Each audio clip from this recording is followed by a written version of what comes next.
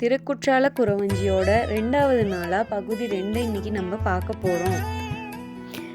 இந்த நூலில் கைவலான் காவலான்னு சொல்லி கடவுள் வணக்கம் சொல்லியிருக்காரு திருகோடுராசப்ப கவிராயர். அதை பற்றி இப்போ நம்ம விரிவாக பார்ப்போம்.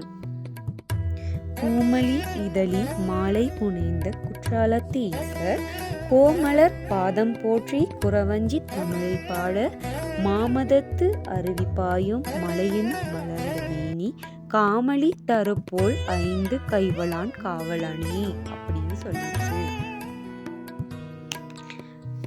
பூமலி இதழி மாலை புனைந்த குற்றாலத்து ஈசருங்கிற வரியிலிருந்து நம்மளுக்கு என்ன சொல்றாங்கன்னு கேட்டா, அழகிய புத்தம் புதிதாக மலர்ந்த நிறை இதழ்களை உடைய மலர்களால ஆன மாலைய சூடிய குற்றாலத்து ஈசர் அப்படின்னு சொல்றாங்க.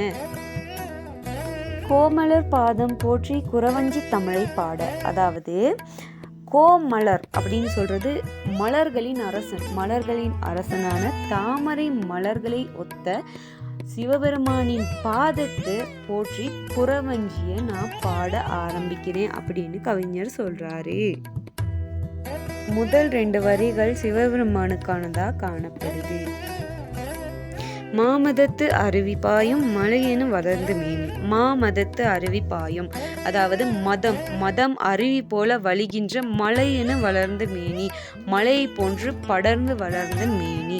அப்ப மதம் வழிகின்ற படர்ந்த உடலை கொண்டவர் யாரு? நம்ம விநாயகர். அப்ப அடுத்த 2 வரிகள் விநாயகருக்கானது.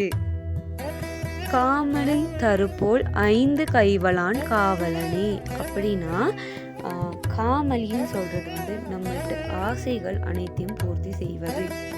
காமலி தருன்னு சொன்னா நம்ம ஆசைகள் அனைத்தையும் நிறைவேற்றுற கற்பக தரு. இந்த கற்பக தருவை போன்ற 5 கைகளை உடைய கைகளில் பலம் பொருந்தியவன் 5 கைவலான் காவலானே, காவலாக இருந்து எனக்கு உறுதுணை செய்வார் அப்படின்னு சொல்லி திருக்கூடராசப்ப கவிராயர் கடவுள் துணைய நிறைவு செஞ்சிருக்காரு.